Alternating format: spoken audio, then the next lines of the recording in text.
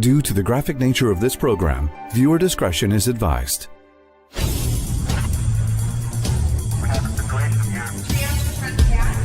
Get him on IV fluid.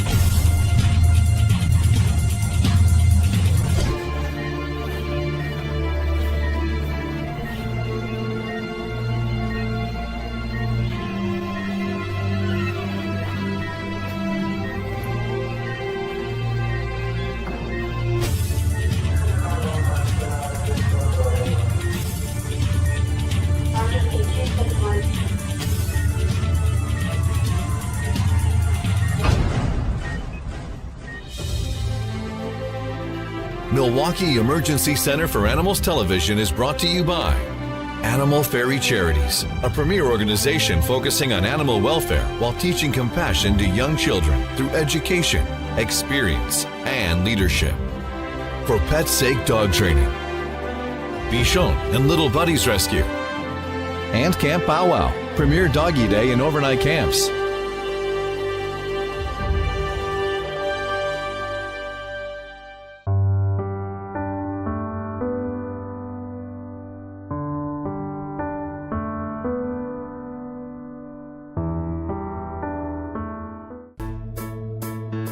I know Diesel. Hi, Diesel.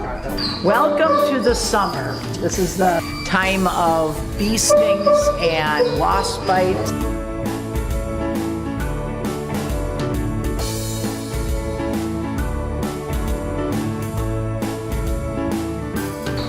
A steroid and Benadryl, so an antihistamine, as we would take as if we had an allergic reaction.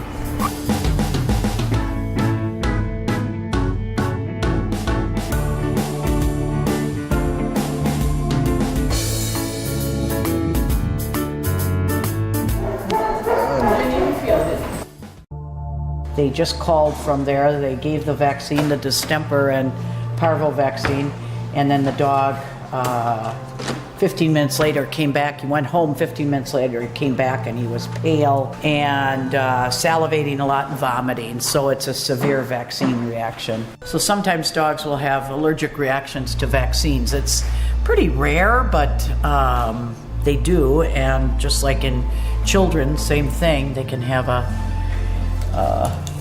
reaction to the vaccine, and then usually what we do is we recommend that they give a Benadryl or maybe even get a steroid injection before getting the next vaccine again in the future.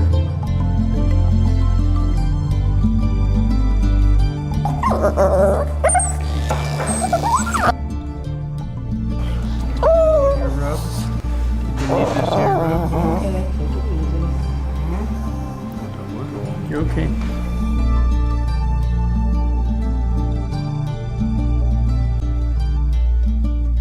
Little bit of sedation to help him calm him down, just because he's a little bit of a bitey dog.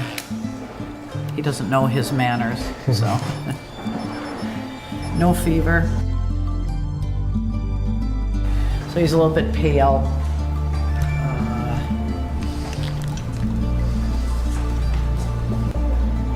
Kind of salivating a lot.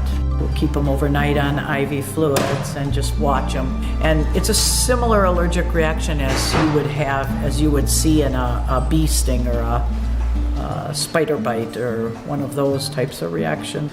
So they're going to place an IV and then put him on IV fluids, and then we'll watch him very closely during the day today, because sometimes they can collapse within the first 24 hours. These guys like to drool a lot. This is Maximus, and he's a 2011 model doggy that came in yesterday because about 3 days ago he was bit by another dog, and the owner didn't realize that he had a tiny little puncture wound in his ear, just ever so small.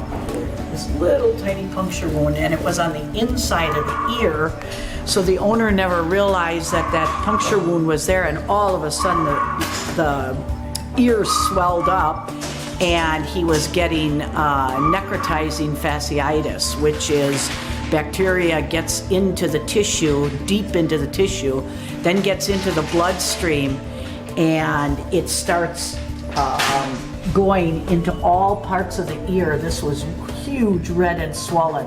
So you have to open that up because there's so much pressure between the two cartilage pieces of the ear, and there was so much infection in there and so much pressure that the ear was just expanding with it, and it was traveling into the body. And once it hits the body, then there's nothing you can do about it because the infection has gone so deep.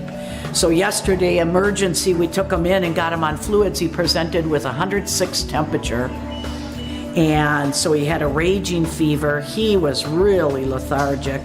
And so what we did is an emergency surgery and opened that little wound up, and then covered his head with it and put a little drain in there.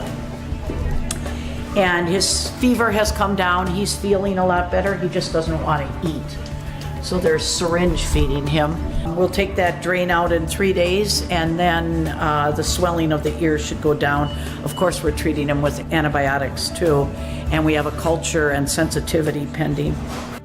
Milwaukee Emergency Center for Animals Television is brought to you by Animal Fairy Charities, a premier organization focusing on animal welfare while teaching compassion to young children. For Pet's Sake Dog Training, Bichon and Little Buddies Rescue, and Camp Pow Wow, premier doggy day and overnight camps. And now, a word from our sponsors.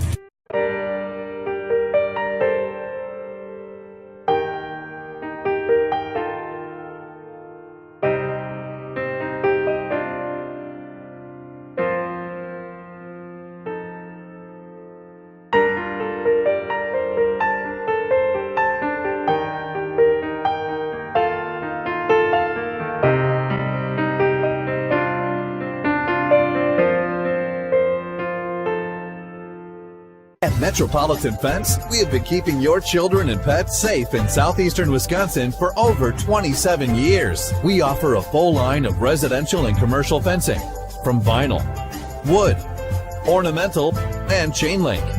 For a free estimate, please call us at 262-547-6001 or visit us online at metrofence.biz. And remember, we are always on the level.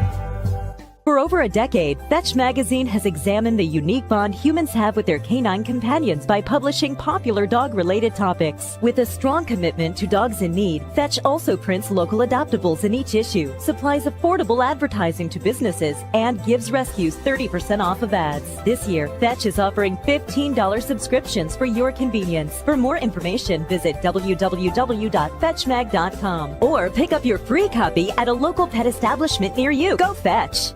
Boarding, grooming, training, and more.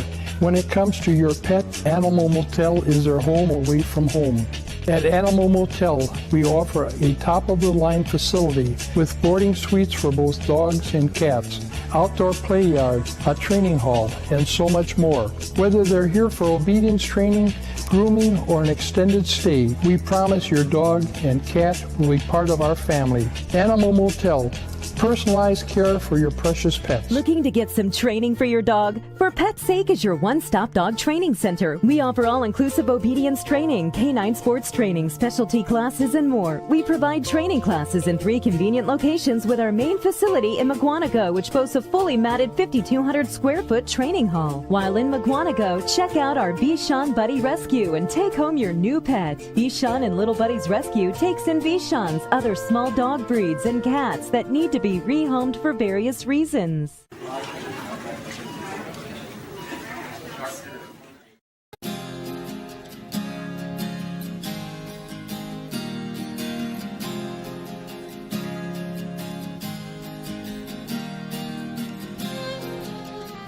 This is Dusty, and Dusty is 1997, 19-year-old kitty, male neutered, that is having kidney renal issues, renal failure, and because it's a very old cat. I mean, we've seen cats even, I think the oldest cat I've ever seen is probably 23, but I know people have had cats even 27, but that's very rare.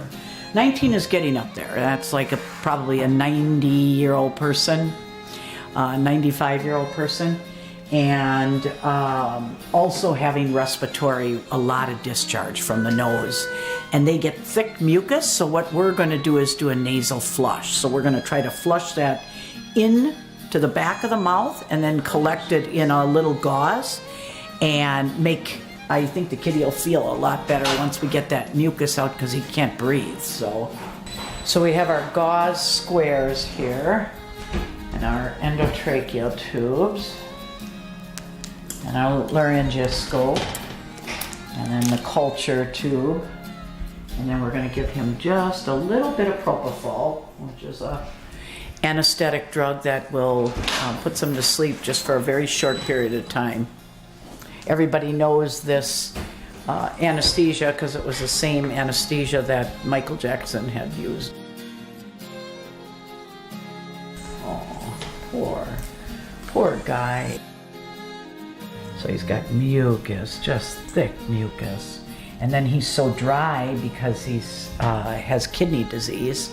So we're trying to flush him out, but we just have to make him more comfortable.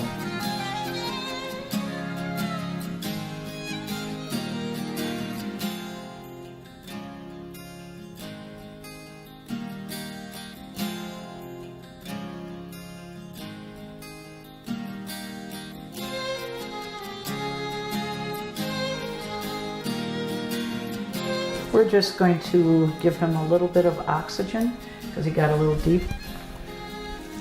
Push this down. There you go. Now he's waking up. Now he's waking up. Where's the other one? Finish tying it. And so we're pushing gauze in the back of his throat, attached to these long strands here of gauze because we don't want to lose it, and we want to pull it back out and get our culture. So now we are going to do nasal flush.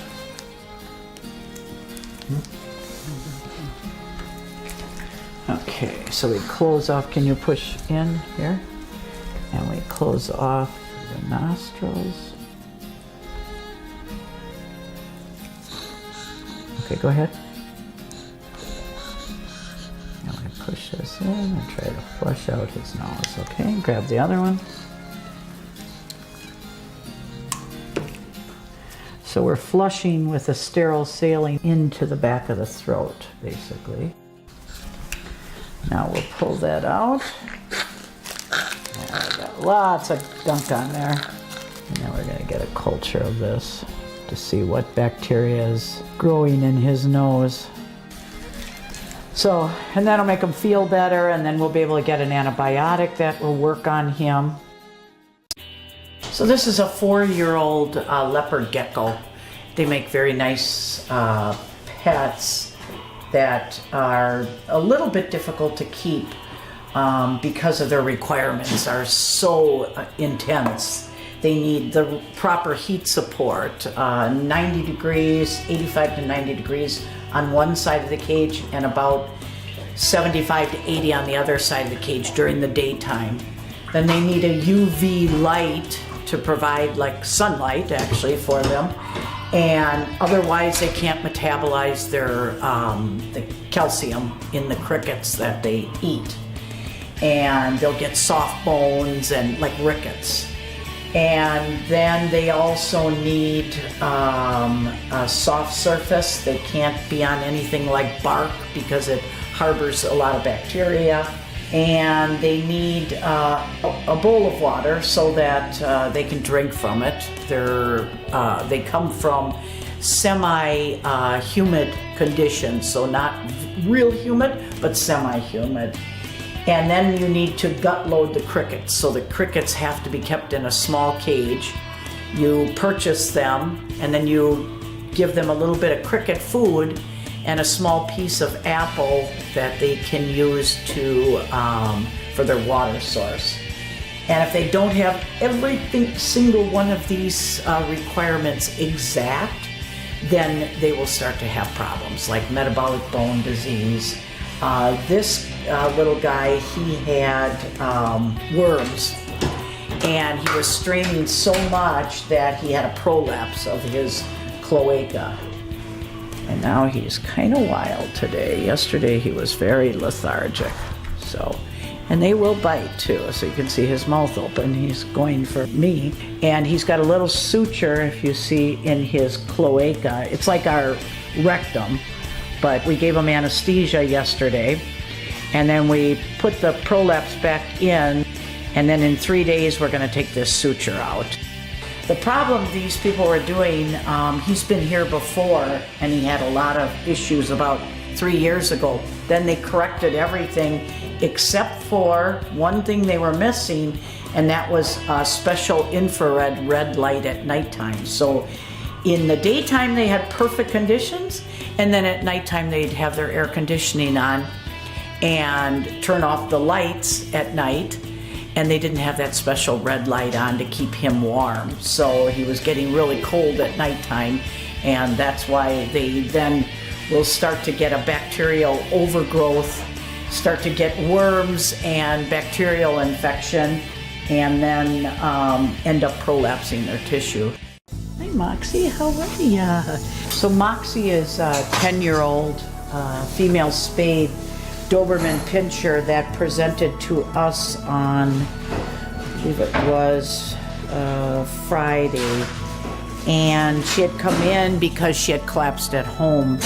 And she's a diabetic dog to start with. She's on insulin, NPH insulin, but she had collapsed at home and they didn't know why. Well, we found that she had blood in her abdomen and she had a spleen mass that had ruptured. So she was an emergency condition and very, very sick.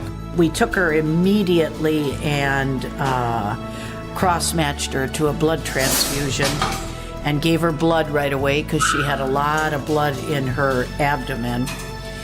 And then as soon as we got her stabilized, her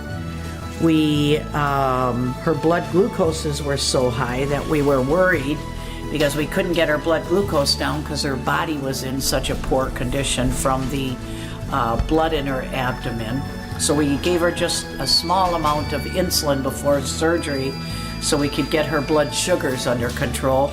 And then we immediately took her to emergency surgery. So we had to put her on a phenylketamine CRI to keep her isoflurane concentration as low as possible. She's just starting to eat now, so we're hopeful that she's stable and we'll be going home tomorrow.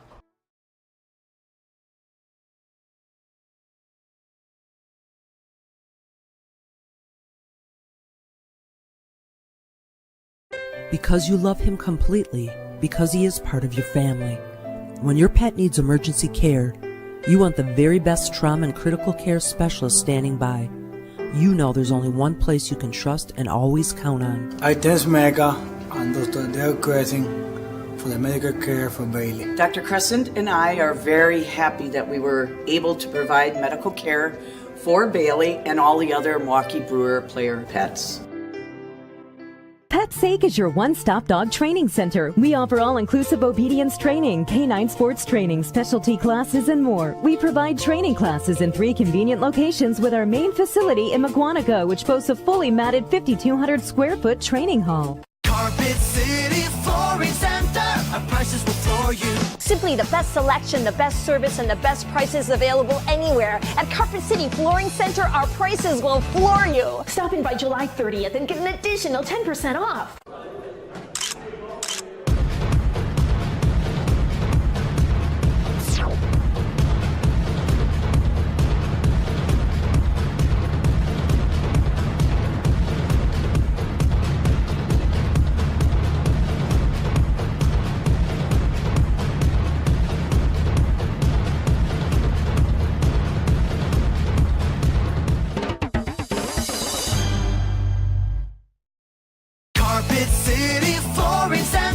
our prices will floor you. Simply the best selection, the best service, and the best prices available anywhere. At Carpet City Flooring Center, our prices will floor you. Stop in by July 30th and get an additional 10% off.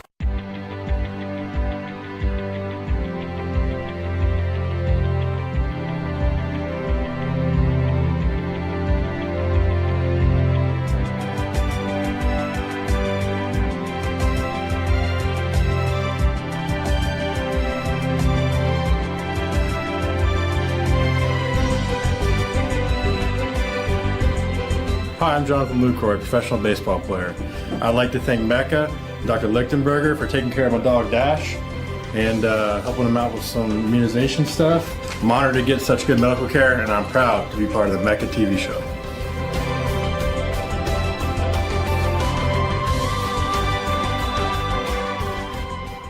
So this is Cabo. Cabo is a 4-year-old happy-go-lucky Labrador. He developed diarrhea last week after vaccines, and that hasn't gone away.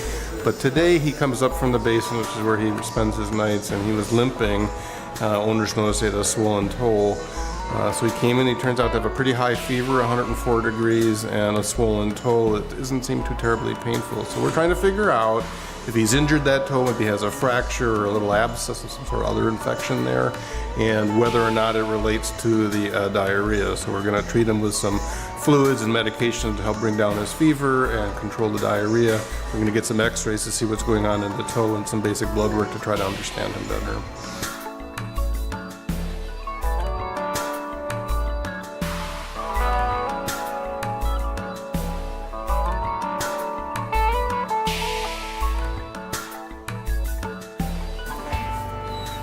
It's okay, buddy.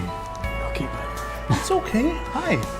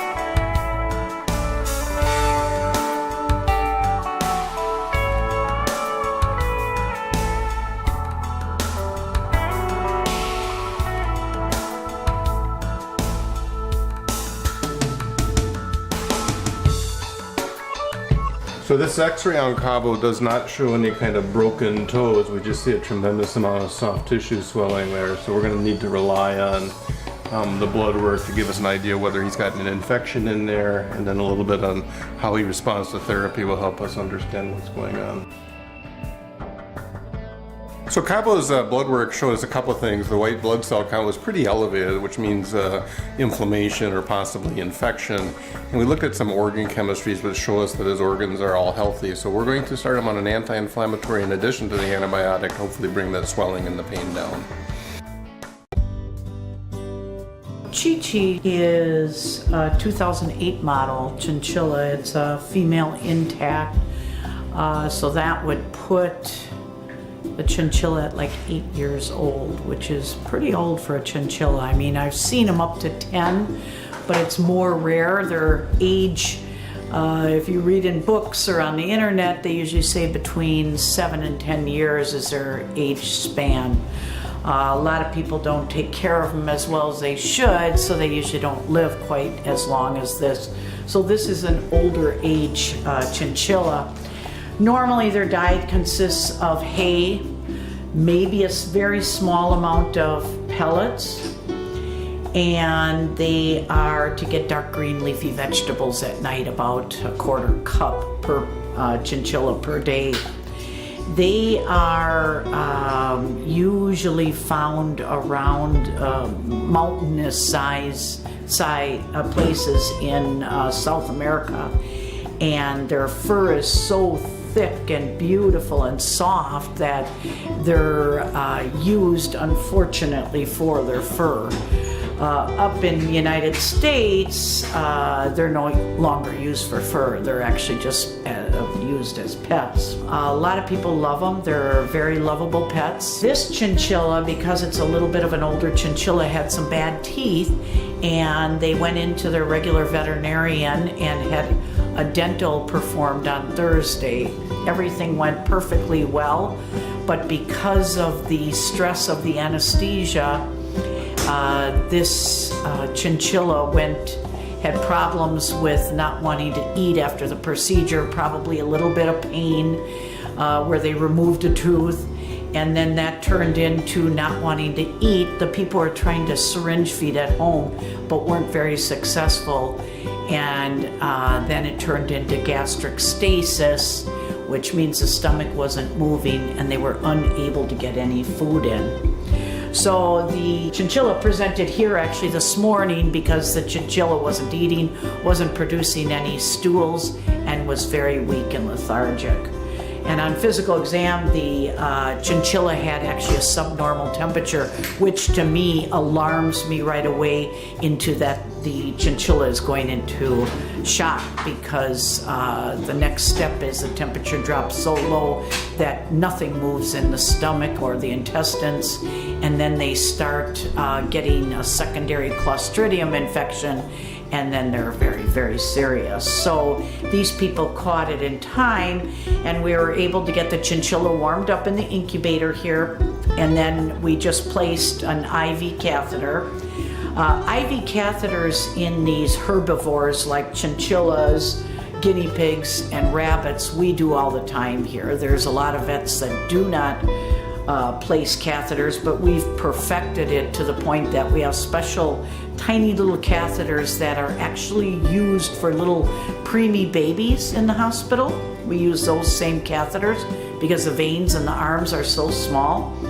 And then we tape it in such a way that they can't bite it out. So what we're going to be doing overnight tonight is giving IV fluids, giving drugs to help move things along in the stomach, and then rehydrating and syringe feeding here too, and hopefully bring this chinchilla back to recovery.